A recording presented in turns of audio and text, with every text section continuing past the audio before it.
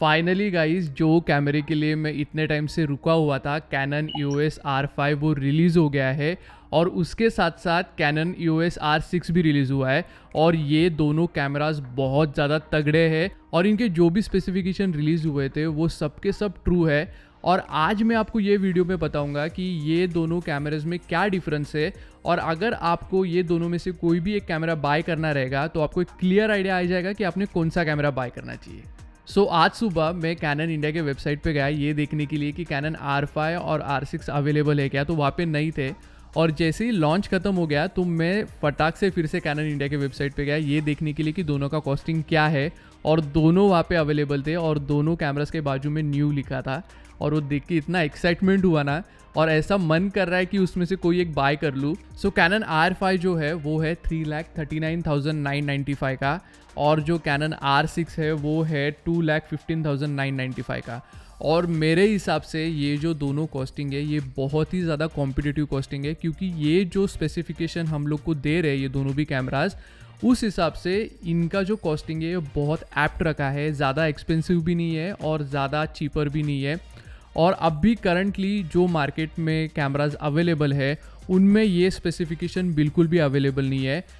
और एक जो बहुत स्ट्रेंज बात ये है कि जो कैनन R6 है वो R5 से थोड़ा नीचे के लेवल का है। और उसके अंदर जो स्पेसिफिकेशन है वो specification cannon 1DX Mark III में है। और वो कैमरा रफली 5 to 6 लाख के रेंज में आता है। और वही अगर आप EOS R6 बाय करोगे तो वो है 2,15,000 का।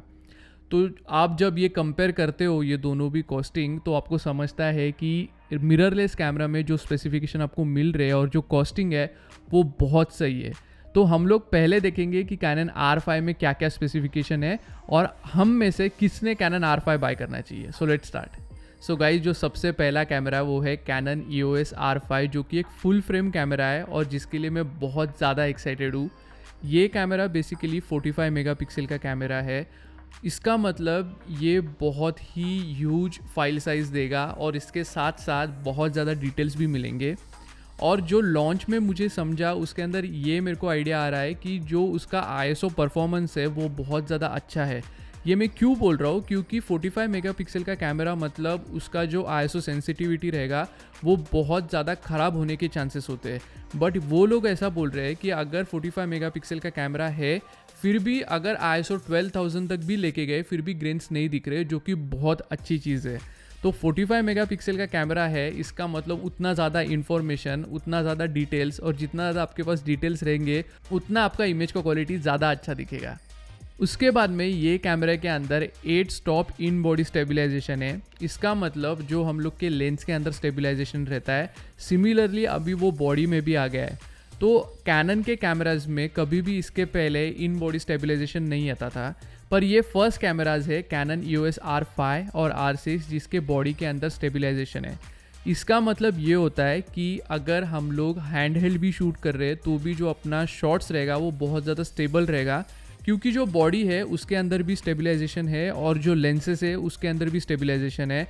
तो जो ओवरऑल हम लोगों को स्टेबिलिटी मिलेगा वो बहुत अच्छा मिलेगा।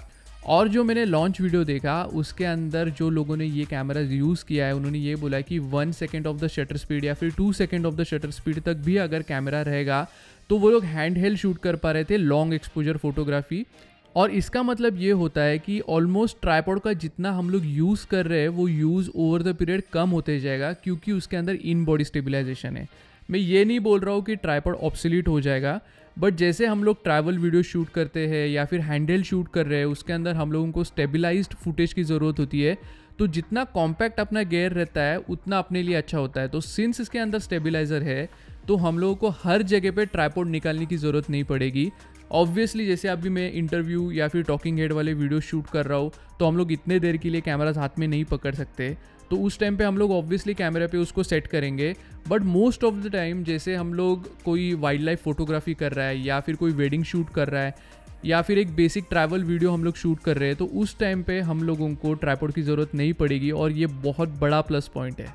और इन बॉडी स्टेबलाइजेशन है, इसका मतलब ये नहीं कि आपके जो स्टेबलाइजर्स है वो कम्प्लीटली ऑब्सोलीट हो जाएंगे, ये पॉसिबल नहीं है, क्योंकि जो भी फास्ट मोशन शूट करना है आपको उसके लिए आपको स्टेबलाइज़र लगेगा ही। क्योंकि अगर आप ये एक्सपेक्ट कर रहे हो कि कैमरे के अंदर स्टेबलाइज़र है और लेंस के अंदर भी स्टेबलाइज़र है तो कैमरे को लेके भागो और फिर भी अच्छा शॉट आएगा, तो वो पॉसिबल नहीं है। तो इस रीज़न से स्टेबलाइज़र तो मेरे हिसाब से ऑब्सोलीट नहीं होगा, बट जो ओवरऑल हैंडल स्टेबलाइजेशन हम लोग को मिलेगा वो बहुत अच्छा मिलेगा। कैनन उसके ऑटो फोकस के लिए बहुत ज़्यादा फेमस है, क्योंकि उसका जो फोकसिंग है वो बहुत ज़्यादा स्मूथ और फास्टर है। और ये कैमरे के अंदर उसका अपग्रेडेड वर्जन आ रहा है, मतलब डुअल पिक्सल CMOS AF2, जो कि बहुत ज़्यादा फास्टर और एक्यूरेट फोकसिंग करेगा। और इसके साथ साथ आपने देखा रहेगा जो पिछले कैमरास थे उसमें अगर हम लोग कॉर्नर पे फोकसिंग करने की कोशिश करेंगे तो बहुत इजीली फोकसिंग नहीं होता था, एक्चुअली होता ही नहीं था फोकसिंग, उसका जो फोकस एरिया था वो बहुत कम था। बट ये कैमरे में जो उसका फोकस एरिया है वो 100% वो लोग बोल रहे हैं, मतलब कॉर्नर्स पे भी वो बहुत इजीली फोकस करेगा, जो कि बहुत अच्छी चीज़ है। और उसके साथ साथ यहाँ पे ऐसा लिखा है कि almost 5940 manually selectable auto focus position है और 1053 ऑटो फोकस फ्रेम सेगमेंट है। इसका मतलब ये होता है कि हम लोग का जो फोकसिंग का ऑप्शन है वो बहुत ज़्यादा है और इस रीज़न से हम लोग फ्रेमिंग और बेटर वे से कर सकते हैं। तो इसके वजह से फ़ायदा ये होगा कि इसके पहले के कैमरा सिंस बीच में फोकस अच्छे से करते थे तो हम लोग का जो फ्रेमिंग रहता था उसमें लिमिटेशन आते थे, बट अभी सिंस वो 100% फोकस अवेलेबल है तो हम लोग फ्रेमिंग हमारे हिसाब से कर सकते हैं और कैमरा उसका फोकस बहुत इजीली ट्रैक करेगा और हम लोग हमारे फ्रेमिंग हमारे हिसाब से क्रिएटिव रख सकते हैं। और जो फोकस ट्रैकिंग है वो basically cannon 1DX Mark III का जो फोकस ट्रैकिंग है वही इसके अंदर दिया गया है। इसका मतलब इसके अंदर कुछ तो एक एल्गोरिथम है जो ट्रैक करता है फेस को, बॉडी को, हेड को या फिर आई को, मतलब वो उसके हिसाब से सिलेक्ट करता है कि सबसे ईजीएस्ट वे कौन सा है ट्रैक करने का। और अगर लाइट और ओवरऑल कंडीशन अच्छा रहेगा तो वो डायरेक्टली आई पे फोकस करता है, जो कि बेस्ट वे है फोकसिंग का, और वो भी इसके अंदर अवेलेबल है। और ये जो डुअल पिक्सल ऑटो फोकस का जो फीचर है और फोकस ट्रैकिंग का फीचर ये बहुत अच्छा है, क्योंकि ये मैं कैनन 1DX Mark II में भी यूज़ करता हूँ।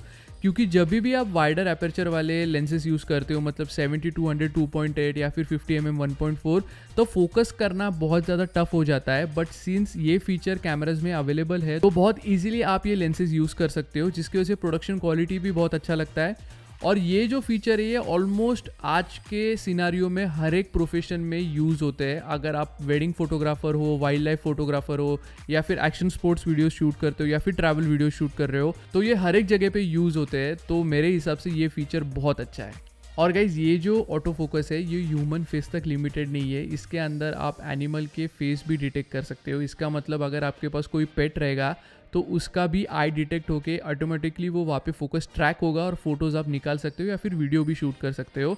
और अगर आप वाइल्ड लाइफ फोटोग्राफर और वीडियोग्राफर हो तो आपके लिए तो बहुत अच्छा फीचर है ये।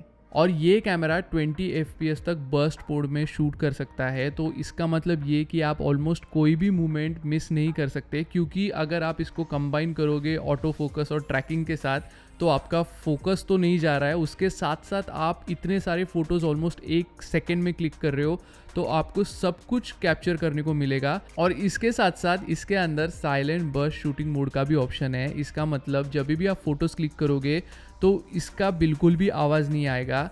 और अगर आप कोई वाइल्ड लाइफ फोटोग्राफी कर रहे हो तो उधर वो बहुत ज़्यादा फ़ायदे का है, क्योंकि कोई भी एनिमल डिस्ट्रैक्ट या फिर डर नहीं जाएगा। या फिर आप वेडिंग में कोई शूट कर रहे हो और वहाँ पे बहुत शांति है और आपको आवाज़ नहीं करना है, क्योंकि आपके फ़ोटो क्लिक करने का आवाज़ आते रहेगा, तो ये बहुत बड़ा प्लस पॉइंट है। कैनन तो ये बोल रहा है कि ये कैमरा का जो लो लाइट परफॉर्मेंस है वो बहुत अच्छा रहेगा, बट सिंस ये 45 मेगापिक्सल का कैमरा है तो मुझे डाउट है कि इसका ISO सेंसिटिविटी इतना ज़्यादा अच्छा नहीं हो सकता। बट फिर भी लॉन्च के टाइम पे उन्होंने एक कंपैरिजन दिखाया था जहाँ पे cannon EOS R5 800mm f11 के साथ यूज़ हो रहा था, तो वहाँ पे फोटोग्राफर ने एक फ़ोटो क्लिक किया था, वो 12,000 ISO पे क्लिक किया था और उसके अंदर बिल्कुल भी ग्रेन्स नहीं थे, और रहेंगे भी तो भी बहुत कम थे, जो कि पोस्ट में मैनेजेबल है। तो ये तब समझेगा जब हम लोग ये कैमरा F11 पे शूट करेंगे और उसका ISO 12,000 तक लेके जाएंगे, और वो पर्टिकुलर फुटेज या इमेज कितना ज़्यादा यूजेबल है वो रियल लाइफ सिनेरियो में ही समझेगा। जो नेक्स्ट फीचर है ये फीचर के लिए मैं रुका हुआ था और ये बहुत ही सरप्राइजिंग फीचर है। जब ये कैमरा रिलीज़ भी नहीं हुआ था तब ये रूमर्स में भी था कि ये कैमरा 8K इंटरनली रिकॉर्ड करता है, वो भी रॉ में। तो जब ये मैंने फर्स्ट टाइम सुना तो मैं कम्प्लीटली सरप्राइज था और मेरा फर्स्ट रिएक्शन ये था कि ये पॉसिबल नहीं है, बट अपेरेंटली ये पॉसिबल है और ये हम लोगों ने आज के वीडियो में ही देखा। तो ये camera 8K internally raw record करता है, वो भी विदाउट एनी क्रॉप। और सबसे बड़ा बात ये है कि 8K में शूट करते टाइम पे कैमरा कोई भी फीचर को क्रिपल नहीं करता। इसका मतलब ऑटो फोकस भी ऑन रहता है, क्रॉप भी नहीं होता और उसके साथ साथ वो रॉ में शूट करता है। सिर्फ इतना ही है कि वो हाई स्पीड पे शूट नहीं कर सकता, 30 FPS पे शूट कर सकता है, बट फिर भी ये बहुत बड़ी चीज़ है।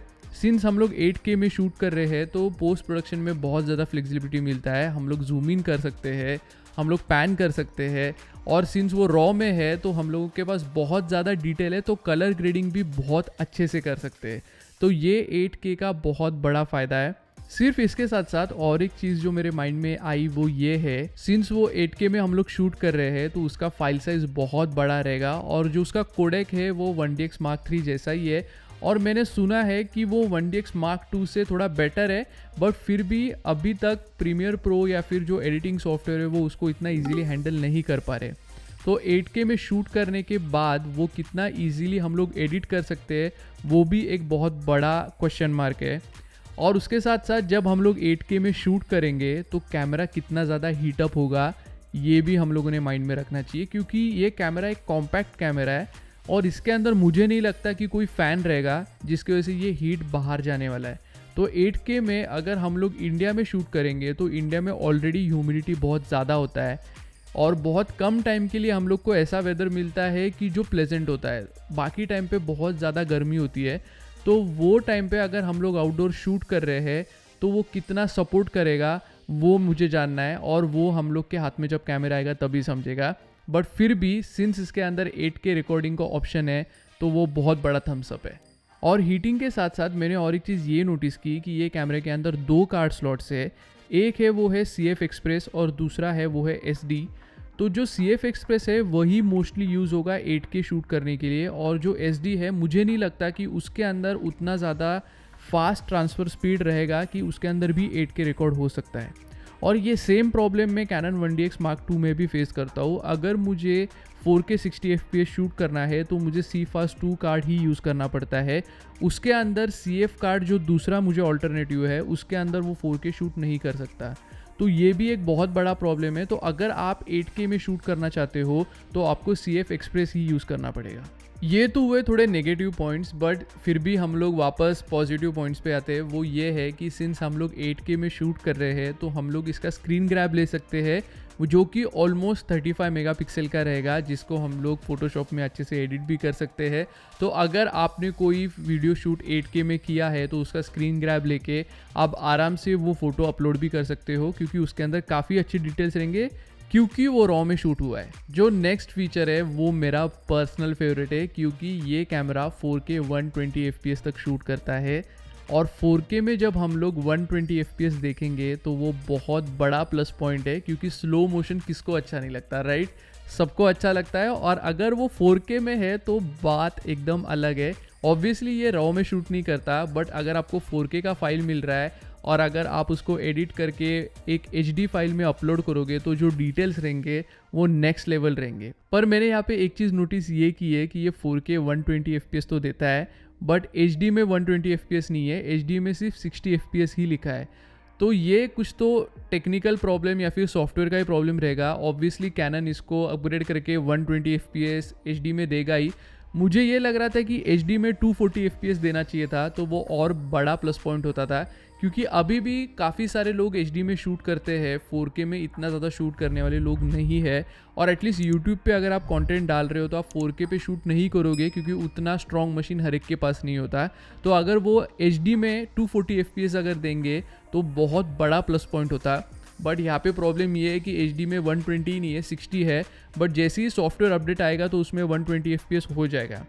बट ये भी बहुत बड़ा प्लस पॉइंट है कि 4K में 120 FPS मिल रहा है, तो यहाँ पे भी आप क्रॉप इन कर सकते हो या फिर पैन इन कर सकते हो, और ये सब प्लस पॉइंट आपको मिल जाते हैं। एडिटिंग के टाइम पे भी आपको फ्लेक्सिबिलिटी मिल जाता है। और अगेन सिंस ये 4K है और अगर रॉ नहीं है बट 4K होने की वजह से डिटेल ऑब्वियसली HD से ज़्यादा ही होते हैं, तो आपको कलर करेक्शन में भी बहुत बड़ा फ़ायदा होता है। Cannon 1DX Mark III camera आने से पहले तक जितने भी DSLR या फिर मिररलेस कैनन के कैमरास थे उसके अंदर C-Log मतलब जो फ्लैट प्रोफाइल है वो नहीं आता था।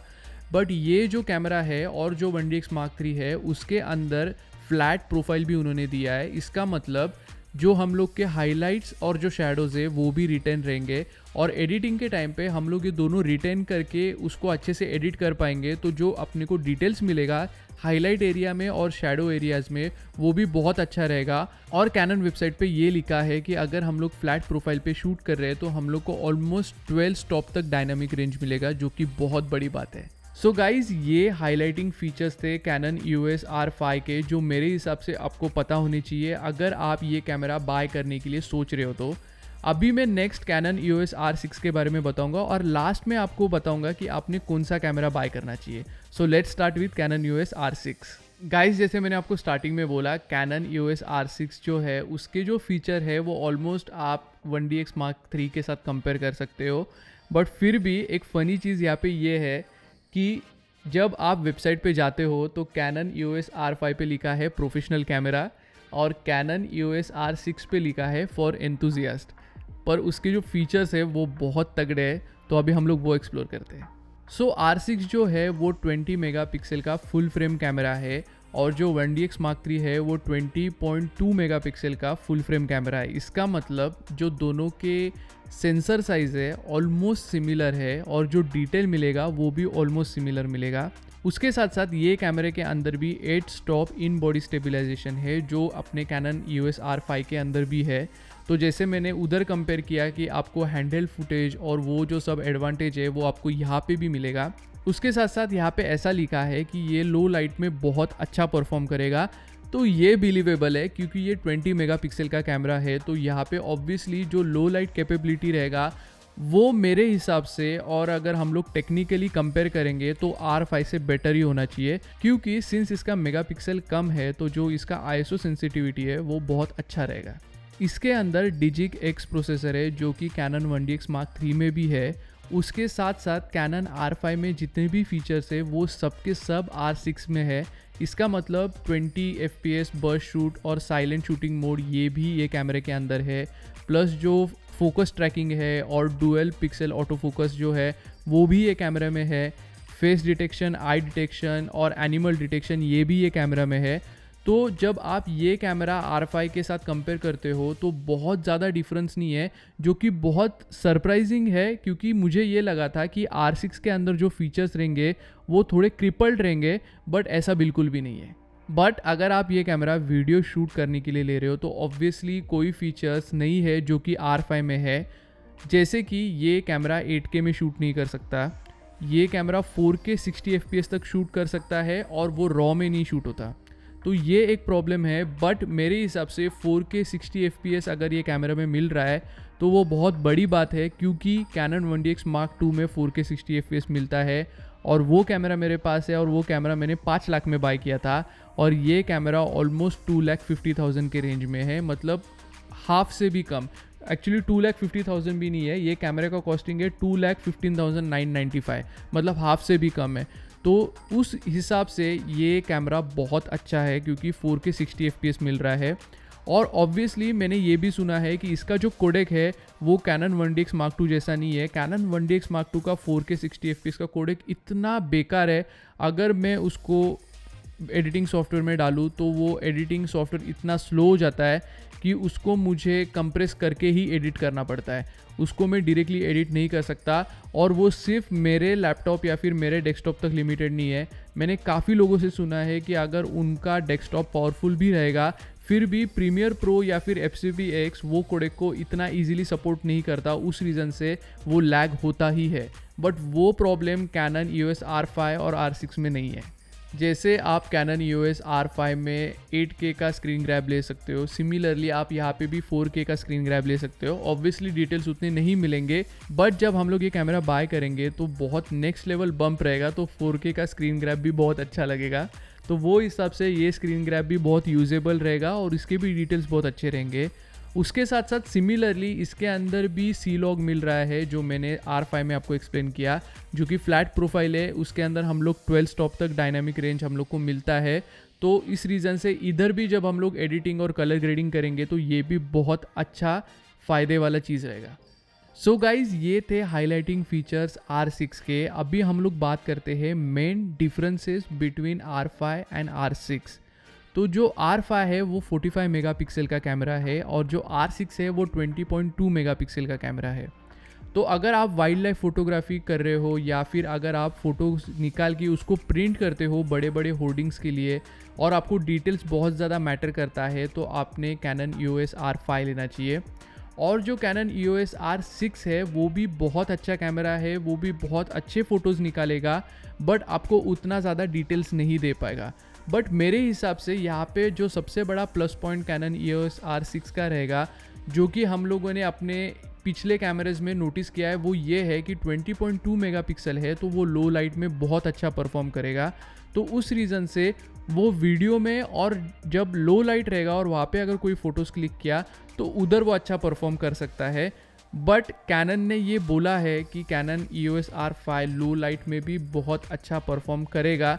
तो ये पॉसिबिलिटी हम लोग अभी के लिए उसको निकाल देते हैं, जब रियल लाइफ में हम लोग उसको यूज़ करेंगे तभी समझेगा। बट प्रिंटिंग और ये सब चीज़ें अगर आपके लिए इम्पोर्टेंट है तो कैनन EOS R5 ही आपने लेना चाहिए। जो नेक्स्ट सबसे बड़ा डिफरेंस है वो है वीडियो का।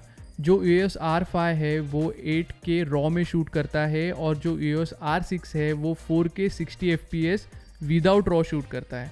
तो अगर आप मेनली वीडियोग्राफी करते हो और अगर आप प्रोफेशनली वीडियोग्राफी करते हो तो आपने R5 लेना चाहिए, क्योंकि आपको 8K रॉ मिलता है, स्लो मोशन नहीं मिलता बट रॉ का फीचर मिलता है, जो कि बहुत बड़ी बात है, जिसके अंदर आप अच्छे इंटरव्यू शूट कर सकते हो और वो आप रीफ्रेम करके बहुत अलग तरीके से यूज़ कर सकते हो। बट अगर आपको R6 लेना है तो वो भी बहुत अच्छा कैमरा है, बट उसके अंदर आप ऐसे फीचर्स मिस कर देते हो जैसे कि 4K 120 FPS। उसके अंदर होपफुली आपको R6 में HD में 120 FPS मिल जाएगा। तो अगर आप न्यूली एंटर कर रहे हो वीडियोग्राफी के लिए तो मेरे हिसाब से आपने R6 लेना चाहिए। और अगर आप वेडिंग शूट भी करते हो तो भी R6 बहुत अच्छा है, क्योंकि उसके अंदर लो लाइट परफॉर्मेंस है और वेडिंग्स में मैंने कई बार देखा है कि लाइट का प्रॉब्लम होता है। और अगर आपने R5 लिया तो सिंस वो 45 मेगापिक्सल का है तो वहाँ पे ग्रेन्स आ सकते हैं। उसके साथ साथ R6 एक वजह से भी फ़ायदे का है, वो ये है कि अगर आप एंथुजियास्ट हो तो सिंस वो बजट का कैमरा है तो आपको अच्छे फीचर्स मिल रहे हैं उसके अंदर। और उसके साथ साथ ऑब्वियसली मैं ये सोच के चल रहा हूँ, सिंस आप न्यूली एंटर कर रहे हो वीडियोग्राफी के लिए तो आपके पास उतना स्ट्रॉन्ग मशीन नहीं है जो 8K को एडिट कर पाएगा। तो आपने EOS R5 अगर ले भी लिया तो 8K को एडिट करने जितना स्ट्रॉन्ग मशीन है कि नहीं ये भी सोच के चलो, क्योंकि सिर्फ कैमरा लेने से काम नहीं होता। अगर आप R5 ले रहे हो तो उसके साथ साथ आप माइंड में ये भी रखो कि आपको ज़्यादा बैटरीज लेनी पड़ेगी, आपको ज़्यादा CF कार्ड्स लेने पड़ेंगे, आपको उतनी ज़्यादा हार्ड डिस्क लेनी पड़ेंगी और आपका उतना मशीन भी स्ट्रॉन्ग होना चाहिए। तो अगर ये सब चीज़ों में अगर आप इन्वेस्ट कर सकते हो तो ही R5 लो, सिर्फ बॉडी लेके बात ख़त्म नहीं होती। तो ये माइंड में रखो। और अगर आपका बजट कंस्ट्रेंट है तो मेरे हिसाब से R6 बेस्ट कैमरा है, क्योंकि वो डायरेक्टली कंपेयर होता है 1DX Mark III के साथ। सिर्फ डिफरेंस ये है कि 5.5K रॉ नहीं देता, बट वो एनीवे कंसीडर मत करो, क्योंकि कैनन खुद बोल रहा है कि R6 जो है वो सेमी प्रोफेशनल या फिर जो एंथुजियास्ट है उनके लिए है। तो वो हिसाब से मैं आपको बोल रहा हूँ कि आप R6 को प्रेफर कर सकते हो, क्योंकि वो ओवरऑल बजट फ्रेंडली कैमरा है। उसके अंदर आपको अलग से ज़्यादा इन्वेस्टमेंट करने की ज़रूरत नहीं पड़ेगी और उसके साथ साथ आप ऑलमोस्ट 1 लाख तक बचा लेते हो, जिसके अंदर आप अलग से एक लेंस भी बाय कर सकते हो। और एक चीज़ मैं आपको ये बताना चाहूँगा कि मेरे पास 1DX Mark II है जो 4K 60 FPS पे शूट करता है, और सिमिलरली कैनन R6 जो है वो भी 4K 60 FPS में शूट करता है बट विद बेटर कोडेक। और ये कैमरे में मैंने ऑलमोस्ट 5 लाख रुपए इन्वेस्ट किए थे और आपको R6 हाफ प्राइस से भी कम कॉस्ट में मिल रहा है 2,15,000 में, वो सब स्पेसिफिकेशन के साथ। और ये कैमरा 4K 60 FPS पे क्रॉप भी होता है और R6 क्रॉप नहीं होता। सो गाइज ये थे differences between R5 and R6। अभी हम लोग डिस्कस करते हैं कि ये दोनों कैमराज में सिमिलरिटीज़ क्या है और आपने क्या चीज़ें माइंड में रखनी चाहिए अगर आप ये कैमरा बाय करने वाले हो तो जो सबसे पहला चीज़ है वो मेरे हिसाब से बैटरी है, इसका जो बैटरी है वो बहुत बड़ा नहीं है। जो मेरे पास Canon 1DX है उसका बैटरी काफ़ी बड़ा है, और जब मैं वो 4K 60 FPS में शूट करता हूँ तो रफली 1-1.5 घंटे में कंटिन्यूस शूटिंग में वो बंद हो जाता है। तो अगर आप 8K या फिर 4K 120 FPS R5 पे या फिर 4K 60 FPS R6 पे अगर आप शूट कर रहे हो तो उसका बैटरी का जो लाइफ है वो कितना है वो भी आप स्टडी करो, क्योंकि अभी तो कैनन के लॉन्च में नहीं बताया कि इसका बैटरी लाइफ कितना अच्छा है, तो वो ओवर द पीरियड आपको समझेगा। तो अगर आप ये कैमरा बाय कर रहे हो तो कीप इन माइंड कि आपको रफली और 2 से 3 एक्स्ट्रा बैटरीज लगेंगी, कंसीडरिंग मेरा जो 1DX का बैटरी है वो बड़ा होने के बावजूद 4K में वो बहुत जल्दी ड्रेन हो जाता है। तो ये सबसे बड़ा पॉइंट था। उसके बाद में जो सेकंड चीज़ अर्गोनॉमिकली बहुत अच्छी है वो ये है कि दोनों को भी टिल्ट स्क्रीन है, दोनों का भी स्क्रीन बाहर आता है और वो टिल्ट होता है ऊपर और नीचे। तो इसमें फ़ायदा ये है कि जो प्रोफेशनल कैमरास थे Canon 1DX Mark III या फिर Canon 5D Mark IV, उसके जो स्क्रीन थे वो फिक्स थे, तो लोअर एंगल जब भी लेना था या फिर टॉप एंगल वाले शॉट्स लेने थे तो स्क्रीन नहीं दिखता था। बट सिंस अभी इसके अंदर टिल्टेबल स्क्रीन है तो इजीली व्यू हो सकता है जब भी हम लोग लोअर एंगल शॉट्स ले रहे हैं या फिर कोई भी ऑकवर्ड शॉट्स लेते टाइम हम लोग स्क्रीन हमारे हिसाब से आर्टिकुलेट करके देख सकते हैं। तो ये भी बहुत बड़ा प्लस पॉइंट है। इसके बाद में दोनों भी कैमराज में इलेक्ट्रॉनिक व्यू फाइंडर है, तो वो भी एक बहुत अच्छी चीज़ है। उसके बाद में इसके अंदर इन बिल्ट वाईफाई और ब्लूटूथ है। इसका मतलब आपको अगर फ़ोटोज़ डायरेक्टली कैमरा से फ़ोन में अगर ट्रांसफ़र करने या फिर लैपटॉप में ट्रांसफ़र करने तो वो भी फीचर उन्होंने दिया है, तो ये भी एक बहुत बड़ा प्लस पॉइंट है। उसके अलावा सिर्फ एक डिफरेंस जो Canon EOS R5 और R6 में वो ये है कि R5 में ऊपर डिजिटल मीटरिंग मिलता है जो आपको R6 में नहीं मिलता। उसके अंदर आपको बेसिकली स्क्रीन में ही दिखेगा, जो भी आप स्पेसिफिकेशंस या फिर जो भी आप चेंजेस करोगे वो आपको पीछे वाले स्क्रीन पे मिलेगा, ऊपर उसको स्क्रीन नहीं दिया है। सो गाइज ये था main difference between Canon EOS R6 और R5। और अगर आप एक प्रोफेशनल हो तो आपने R5 बाय करना चाहिए, और अगर आप एक सेमी प्रोफेशनल हो तो आपने R6 बाय करना चाहिए, ऐसा Canon का वेबसाइट बोलता है। बट मेरे हिसाब से Canon EOS R6 भी एक प्रोफेशनल कैमरा है, और अगर आपको एक प्रैक्टिकल इन्वेस्टमेंट करना है तो आपने R6 में करना चाहिए। बट अगर आपके पास बहुत पैसे हैं और आप सिर्फ कैमरा और एक लेंस लेके रुकने नहीं वाले तो मेरे हिसाब से आपने Canon EOS R5 में इन्वेस्ट करना चाहिए, क्योंकि जैसे ही लॉन्च खत्म हुआ तब मैंने एक ओवरऑल कैलकुलेशन किया। सो गाइज अगर आपको R5 लेके एक अच्छा किट क्रिएट करना है तो आपको रफली 6 से 7 लाख का इन्वेस्टमेंट है, और अगर आपको R6 लेके एक अच्छा किट क्रिएट करना है तो रफली 4 से 5 लाख का आपका इन्वेस्टमेंट है, जिसके अंदर आपका एक अच्छा किट क्रिएट हो जाता है। और मैं ये कंसीडर करके बोल रहा हूँ कि आपके पास RF लेंस एक भी नहीं है, आपको अगर स्क्रैच से सब लेंसेस लेने हैं तो इतना इन्वेस्टमेंट जाएगा ही जाएगा। तो गाइज आई होप आपको दोनों भी कैमराज में के डिफरेंसेस समझ में आ गए रहेंगे और आपको क्लैरिटी आ गया रहेगा कि आपने कौन सा कैमरा बाय करना चाहिए। पर्सनली अगर आप मुझे पूछोगे तो मैं Canon EOS R5 बाय करूँगा, और वो इतना जल्दी भी बाय करने नहीं वाला हूँ, क्योंकि मुझे ऐसा लगता है कि सिंस R5 अभी रिलीज़ हो गया है तो सोनी भी पक्का कोई तो नया कैमरा लॉन्च करेगा, और होपफुली वो सोनी A7S II का सक्सेसर हो सकता है, और उसके भी स्पेसिफिकेशन बहुत तगड़े हो सकते हैं। तो वो आने तक मेरे हिसाब से आपने भी रुकना चाहिए, क्योंकि मैं तो रुकने वाला हूँ वो कैमरा आने तक, और ऐसा बोल रहे हैं कि वो बाय ईयर एंड आने ही वाला है। बट अगर ये A7S III या फिर A7S II का जो भी सक्सेसर है अगर वो नहीं आया तो पॉसिबली नेक्स्ट ईयर आप बाय कर सकते हो। अगर मेरा भी बजट बन गया तो मैं वो कैमरा पक्का बाय करूँगा, क्योंकि वो कैमरा सच में वर्थ इट है। बहुत सही कैमरा Canon ने बहुत अच्छे टाइम पे लॉन्च किया है। आई गेस लॉकडाउन में इससे अच्छी न्यूज़ मैंने और सुनी नहीं, क्योंकि ये जेन्युइनली मुझे खुश कर रही है कि R5 और R6 इतने स्ट्रॉन्ग स्पेसिफिकेशन वाले कैमराज इतने अच्छे बजट में और इतने अच्छे कॉस्टिंग में उन्होंने लॉन्च किए हैं कि जो भी हम लोग जैसे एस्पायरिंग फिल्म मेकर है वो ये कैमराज यूज़ करके अच्छा कंटेंट बना सकते हैं, क्योंकि Canon 1DX Mark III जैसे कैमराज हर एक इंसान बाय नहीं कर सकता था। बट अभी सिंस ये कैमराज एक अच्छे बजट में आए तो we can think about it, और अब हम लोग ये टाइप के कैमराज बाय करके एक अच्छा कंटेंट क्रिएट कर सकते हैं। आई होप आपको ये वीडियो अच्छा लगा रहेगा, और अगर आपको कोई भी डाउट रहेगा तो मुझे कॉमेंट सेक्शन में पूछिए। Bye guys.